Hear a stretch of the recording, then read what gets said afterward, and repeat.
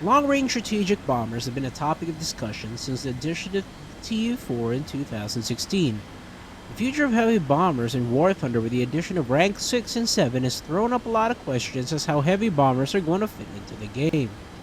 Personally believe the strategic bombers are a bad idea, but I have my reasons why I'd want them in game.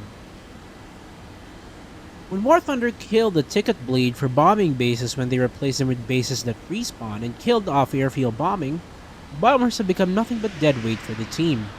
The objectives are now shifted towards destroying ground vehicles for ticket victory, which benefits strike fighters and frontline bombers rather than long-range strategic bombers. Sure, bombers can try to bomb ground targets, but that's inefficient and bombing bases reward bombers more. Stuff like the Tu-4 or the B-29 can do their best to fend off fighters trying to intercept them in hope of scoring a win by air superiority, but for Tier 7 aircraft this will be more difficult, which I'll cover later.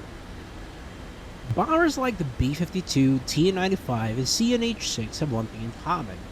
They have extremely long operational ranges. For instance, in the Gulf War, B-52s flew a 14,000-mile 35-hour trip from Barksdale AFB in Louisiana to Iraq and back. 14,000 miles is, at the most generous estimate of map sizes in War Thunder, 140 times the size of one War Thunder map. Their advantage of range is negated by the game and all disadvantages are amplified by this setup. Heavy bombers in War Thunder are tipping the line between useless and overpowered depending on how they are placed by the game. Recall the Tu-4 was added at the same BR as the B-29 with 23mm guns in lieu of the 12.7mm on the B-29. It tore Bearcats and Spitfires apart due to the sheer burst mass it can lay down. Same went for the B-29 6.7 and airfield bombing victories were still a thing.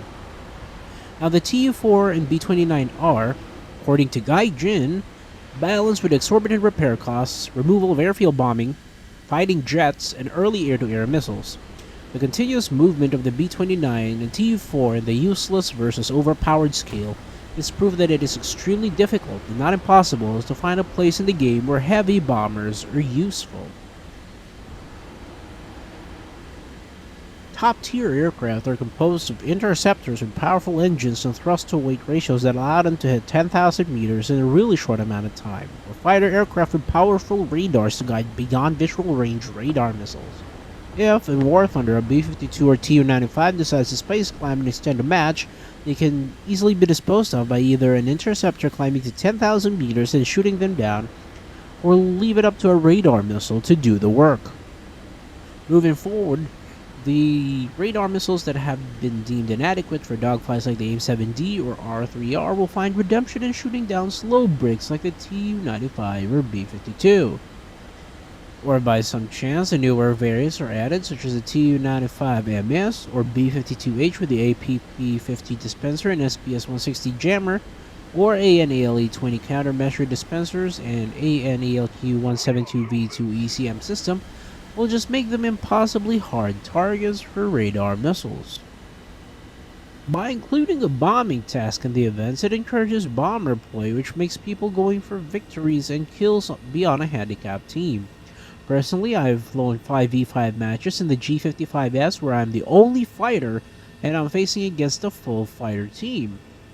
Needless to say, I got wiped, and that extends my event grind even further, which doesn't make a very conducive event, and it's probably the reason why players really hate events.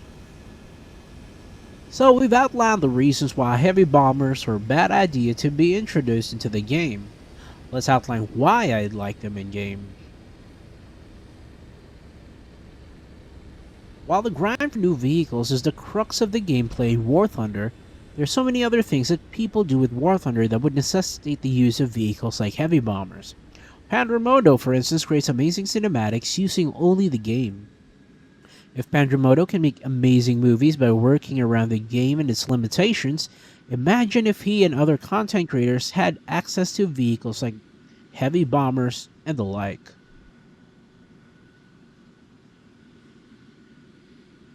Remember Guardian Angel? Remember how fun that event was? Imagine a rehash of that event in the modern era like Rolling Thunder or Linebacker. There's so many ways that the B-52 and Tu-95 be playable not just in Air RB that could make actual fun moments in War Thunder. If people are bent on adding them, it might force Gaijin to widen the maps to accommodate their range and actually utilize all the space provided by spreading out the units, bases, and even make two airfields possible like in the Hurtgen Forest air battle map. Top of this, it might force Gaijin to review the repair cost system to accommodate the vehicles.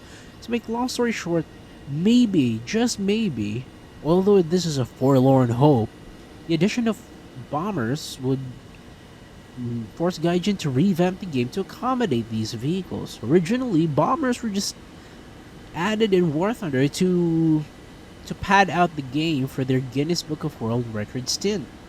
And when they got it, they kind of slogged down on making variants of these bombers.